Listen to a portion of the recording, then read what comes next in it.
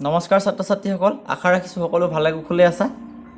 ভাল ইংৰাজী হাতৰ আখৰ লিখা কৌশলৰ প্ৰথম 3 খণ্ডৰ ভিডিঅ' 3টা তোমালোকৰ মাজলৈ আগবঢ়ালোঁ। আশা ৰাখিছোঁ এই ভিডিঅ' 3টাৰ জৰিয়তে তোমালোকে ক্ষুদ্ৰমান হ'লেও উপকৃত হৈছা।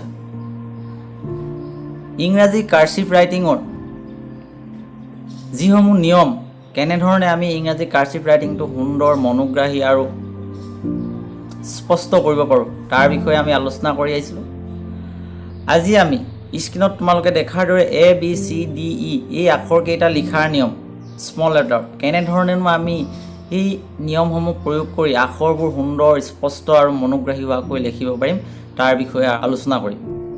আহাচোন আমি ভিডিঅ'টো লৈ আগবাঢ়ি যাওঁ। স্ক্ৰীনত তোমালোকে নিশ্চয় লক্ষ্য কৰিছা এই আখৰটো লিখোঁতে তোমালোকে ঠিক কাষতে দেখিছা ৰাইট দ্য লেটাৰ, অৰ্থাৎ আখৰটো লিখোঁ আহা। এটা নিৰ্দিষ্ট দূৰত্বৰ মাজত এটো সুন্দৰকৈ লিখা হৈছে। তাতে কেইডালমান কাৰ চিনেৰে এটো প্ৰথমতে ক'ৰ পৰা আৰম্ভ কৰিছে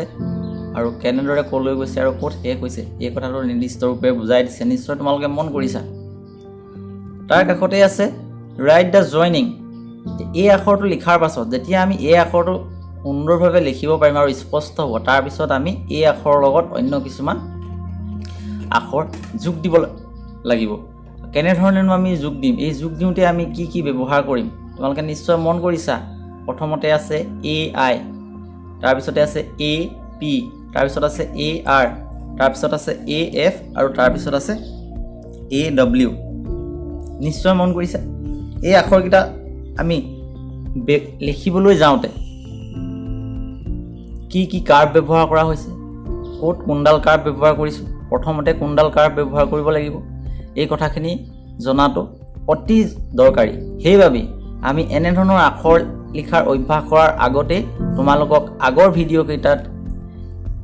এই কাৰ্ভসমূহ আৰু আখৰৰ গঠন, আখৰৰ আকাৰ, আকৃতি এইবোৰৰ বিষয়ে অৱগত কৰাইছোঁ। তাৰপিছতে দেখিবলৈ পাইছা ৰাইট দ্য ৱৰ্ডছ, অৰ্থাৎ এই আখৰটো ব্যৱহাৰ কৰি আমি কিছুমান ৱৰ্ড বা শব্দ লিখোঁ আহা। ইয়াৰ পৰা কেৱল আমাৰ আখৰখিনি লিখাই উপকৃত হ'ম বুলি ভাবিলে নহ'ব, ইয়াৰ পৰা আমি শব্দও যথেষ্ট শিকিব পাৰোঁ। নিশ্চয় মন কৰিছা এই আখৰটো ব্যৱহাৰ কৰি তাত কিছুমান শব্দ লিখিছে। প্ৰথমতে আছে APE এপ, তাৰপিছত আছে APPLE এপল, তাৰপিছত আছে ABLE এবল ইত্যাদি। এতিয়া প্ৰধান কথাটো হ'ল যিহেতু আমি আখৰ লিখাৰ ওপৰত গুৰুত্ব দি আছোঁ, গতিকেলৈ ইয়াত চাব লাগিব ষ্ট্ৰ'ক ডেছক্ৰিপশ্যন। নিশ্চয় মন কৰিছা প্ৰথমৰ চিত্ৰটোত প্ৰথমতে আছে 1 নম্বৰ, তাৰপিছত আছে 2 নম্বৰ। যেতিয়া আমি এই আখৰটো লিখিবলৈ লৈছিলোঁ তেতিয়া প্ৰথমতে এডাল কাৰ চিনেৰে 1 নম্বৰে বুজাইছে, অৰ্থাৎ ডাউন কাৰ্ভ। আমি ডাউন কাৰ্ভডাল ব্যৱহাৰ কৰিছোঁ, ব্যৱহাৰ কৰি ঠিক আকৌ ওপৰৰ ফালে আণ্ডাৰ কাৰ্ভ হৈ গৈছে। তাৰ পৰা 2 নম্বৰ কাৰ চিনডালে যিটো চিন বুজাইছে, নিশ্চয় দেখিছা 2 নম্বৰ শ্লান বুজাইছে, আকৌ আণ্ডাৰ কাৰ্ভ হৈ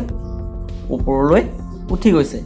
আচলতে এইটো লিখোঁতে এই কেইডাল কাৰ্ভ ব্যৱহাৰ কৰে। এইকেইটা হ'ল ইয়াৰ বেছিক ষ্ট্ৰ'ক ডেছক্ৰিপশ্যন,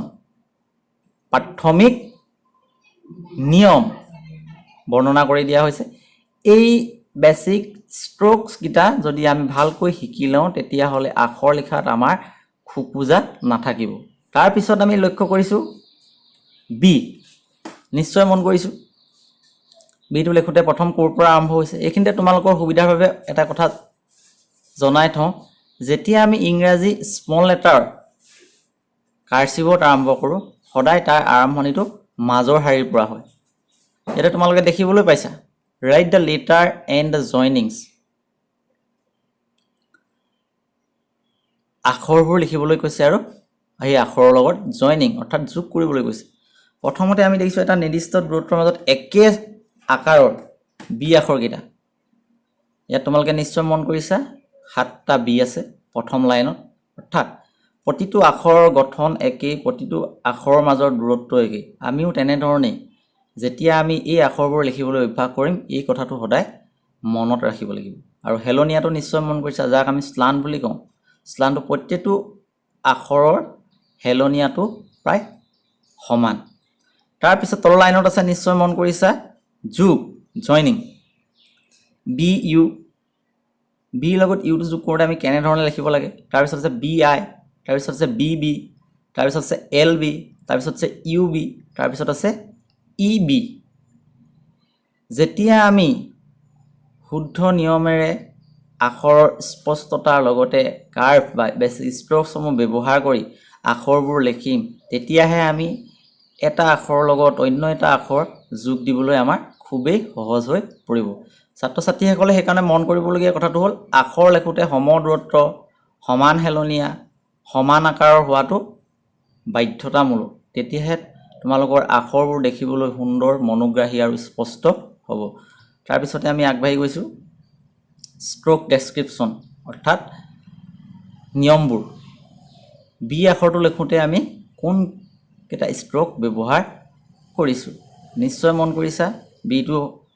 কৈছিলোঁ ইতিমধ্যে স্মল লেটাৰবিলাক যেতিয়া কাৰ্চিভত লিখোঁ তাৰ আৰম্ভণিটো সদায় মাজৰ লাইনৰ পৰা হয় নিশ্চয় মন কৰিছা প্ৰথমতে হৈছে 1 নম্বৰ কাৰ্চিনডালে তোমালোকে নিশ্চয় মন কৰিছে আণ্ডাৰ কাৰ্ভডাল অৰ্থাৎ বাওঁ হাতে তলৰ পৰা সোঁ হাতে ওপৰলৈ গৈ লুক বেক অৰ্থাৎ পুনৰ ঘূৰি আহিছে ঘূৰি আহি কি হৈছে স্লান্ট নিশ্চয় মন কৰিছা ওপৰৰ পৰা তললৈ যিডাল পোনকৈ আহিছে বি আঁচডাল সেইডালক স্লান্ট মানে হেলনীয়া তাৰ পৰা কি হৈছে আণ্ডাৰ কাৰ্ভ আকৌ আণ্ডাৰ কাৰ্ভ হৈছে তাৰপিছত চেক ষ্ট্ৰক অৰ্থাৎ চেক ষ্ট্ৰক মানে হৈছে চিত্ৰত দেখুৱাৰ দৰে 2 নম্বৰ কাৰ্চিনডালে বুজাই দিয়া অংশটোক কোৱা হয় চেক ষ্ট্ৰকছ নিশ্চয় মন কৰিছে তোমালোকে ইতিমধ্যে এই ষ্ট্ৰকসমূহৰ বিষয়ে আমি প্ৰথমৰ ভিডিঅ'টোতে আলোচনা কৰিছিলোঁ আৰু তোমালোকে ইয়াৰ বিষয়ে অৱগত আশা ৰাখিছোঁ এনেধৰণে যদি তোমালোকে ঘৰত অভ্যাস কৰা তেতিয়া নিশ্চয় তোমালোকৰ হাতৰ আখৰবোৰ সুন্দৰ হ'ব ইয়াৰ পাছতে আমি আগবাঢ়িছোঁ চি স্মল লেটাৰ চিটো নিশ্চয় মন কৰিছে চিটো কাৰ্চিনেৰে বুজাই দিছে তোমালোকে স্ক্ৰীনত প্ৰত্যক্ষ কৰি আছা এতিয়া আখৰবোৰ সুন্দৰ হ'ব আমি লিখাত পাকৈ থ'ম তেতিয়াহে আমি এটা আখৰৰ লগত অন্য এটা আখৰ আমি শুদ্ধভাৱে জইন কৰিব পাৰিম আৰু দেখিবলৈ ভাল হ'ব প্ৰথমতে নিশ্চয় মন কৰিছে তাত C I C U C T C L C K C এনেধৰণৰ বিভিন্ন আখৰসমূহ যেতিয়া নিৰ্দিষ্ট এটা আখৰৰ লগত আমি যোগ কৰিবলৈ শিকিম অৰ্থাৎ লিখিবলৈ শিকিম তেতিয়া কি হয় আমাৰ স্পীড যিটো হাতৰ আখৰ লিখাৰ স্পীড সেই স্পীডটো বাঢ়িব আৰু কাৰ্চিভ ৰাইটিঙৰ প্ৰধান উদ্দেশ্য হৈছে হাতৰ আখৰসমূহ সুন্দৰকৈ আৰু খুব কম সময়ত খৰকৈ লিখিব পৰা এইটোৱে হৈছে কাৰ্চিভ ৰাইটিঙৰ প্ৰধান উদ্দেশ্য ইয়াতে তোমালোকে নিশ্চয় মন কৰিছা ষ্ট্ৰক ডেছক্ৰিপশ্যনত ইয়াতে আছে ডাউন কাৰ্ভ আৰু আণ্ডাৰ কাৰ্ভ অৰ্থাৎ প্ৰথম কাৰ্চিনডালে তোমালোকক নিশ্চয় বুজাই দিছে যে সোঁ হাতে ওপৰৰ পৰা বাওঁ হাতে তললৈ আহিছে অৰ্থাৎ ইয়াক কোৱা হৈছে ডাউন কাৰ্ভ আৰু ঠিক তলৰ আঁচডালত চিটো স্পৰ্শ কৰাৰ লগে লগে আণ্ডাৰ কাৰ্ভ হৈ ওপৰলৈ উঠিছে নিশ্চয় মন কৰিছা আণ্ডাৰ কাৰ্ভডাল বাওঁ হাতে তলৰ পৰা সোঁ হাতে ওপৰলৈ ভিতৰৰ ফালে যায় তাৰ তলতে তোমালোকে নিশ্চয় দেখিবলৈ পাইছা ৰাইট দ্য ৱৰ্ডছ ইয়াত ৱৰ্ডবোৰ দেখিবলৈ পাইছা অৰ্থাৎ যেতিয়া আমি যোগ কৰিবলৈ শিকিম এটা নিৰ্দিষ্ট আখৰৰ লগত অন্য কিছুমান আখৰ যেতিয়া আমি যোগ কৰিবলৈ তাৰপিছত আমি কি কৰিব পাৰিম ধুনীয়াকৈ শব্দ লিখিব পাৰিম শব্দবোৰ লিখোঁতে প্ৰতিটো আখৰৰ গঠন সমপৰ্যায়ৰ সমান হেলনীয়া আৰু প্ৰতিটো শব্দৰ মাজৰ ব্যৱধানটো সদায় সমান হয় নিশ্চয় মন কৰিছে তাৰ লগতে আৰু এটা উপকাৰ হয় আমাৰ কি হ'ব ৱৰ্ড ষ্টক শব্দৰ যিটো ভঁৰাল সেইটো সংৰক্ষণ হ'ব আমাৰ মগজুত সেইবাবে আমি যদি এনেধৰণে দৈনিক অভ্যাস কৰোঁ নিশ্চয় উপকৃত হ'ম তাৰ পাছতে আছে ডি প্ৰথমতে তোমালোকে নিশ্চয় দেখিবলৈ পাইছা ডিটোত কাৰ্চিনেৰে বুজাইছে 1 আৰু 2 তাতে লিখা আছে তাৰপিছতে ৰাইট দ্য লেটাৰবোৰ লিখোঁ অৰ্থাৎ ডি আখৰটো লিখোঁ আহা ডি আখৰটো আমি লিখোঁতে একেধৰণে মন কৰিছোঁ সমান দূৰত্ব সমপৰ্যায়ৰ তাৰ তলতে আছে ৰাইট দ্য জইনিংবোৰৰ কথাটো ইতিমধ্যে কৈছোঁ অৰ্থাৎ যোগ কৰা এটা আখৰৰ লগত অন্য এটা আখৰ যোগ কৰি কেনেধৰণে আমি লিখিব পাৰোঁ নিশ্চয় মন কৰিছা তাৰ পাছতে আছে ষ্ট্ৰক ডেছক্ৰিপশ্যনটো তোমালোকে মন কৰিছা প্ৰথমতে 1 নম্বৰত হৈছে ডাউন কাৰ্ভ তোমালোকে নিশ্চয় ইতিমধ্যে বুজি পাইছাই সোঁ হাতে ওপৰৰ পৰা বাওঁ হাতে তললৈ আহে তাৰ ঠিক তলতে তলৰ আঁচডালত লগাৰ লগে লগে কি হৈছে আণ্ডাৰ কাৰ্ভ হৈ ওপৰলৈ উঠি গৈছে ওপৰলৈ উঠি যেতিয়া আমি আকৌ পুনৰ ঘূৰাই আনিছোঁ 2 number curve in the slant অৰ্থাৎ হেলনীয়াটো বুজাই আছে তাৰ পাছত আণ্ডাৰ কাৰ্ভ আকৌ আণ্ডাৰ কাৰ্ভ হৈ ওপৰলৈ উঠি গৈছে এই বেসিক ষ্ট্ৰোক অৰ্থাৎ যি চাৰিটা আমি ষ্ট্ৰোকৰ কথা আলোচনা কৰি আছিলোঁ যি চাৰিটা প্ৰধান আৰু প্ৰাথমিক নিয়ম এই নিয়মকেইটা যদি আমি ভালদৰে শিকি লওঁ তেতিয়া ইংৰাজী কাৰ্চিভ ৰাইটিঙৰ আখৰসমূহ লিখাত আমাৰ কোনো ধৰণৰ অসুবিধাই দেখা নিদিয়ে আৰু আমি খুকুজা নথকাকৈ খুব সুন্দৰভাৱে লিখি যাব পাৰিম তাৰ পাছতে আছে ই write the letter and the joinings অৰ্থাৎ আখৰটো লিখা আৰু তাত জইন কৰা নিশ্চয় মন কৰিছে ই আখৰটো লিখোতে প্ৰথমতে আমি কিডাল ব্যৱহাৰ কৰিম প্ৰথমতে আমি আণ্ডাৰ কাৰ্ভডাল ব্যৱহাৰ কৰিছোঁ নিশ্চয় মন কৰিছে বাওঁ হাতে ওপৰৰ পৰা সোঁ হাতে ওপৰলৈ উঠি গৈছে আৰু ঠিক ঘূৰি অহাৰ লগে লগে কি হৈছে স্লান্ট হৈ তললৈ নামি আহিছে আৰু তাৰ পিছত আকৌ আণ্ডাৰ কাৰ্ভ ৰূপে ওপৰলৈ উঠি গৈছে ই আখৰ লিখাৰ এইটো হৈছে নিয়ম ইতিমধ্যে মই কৈয়ে গৈছোঁ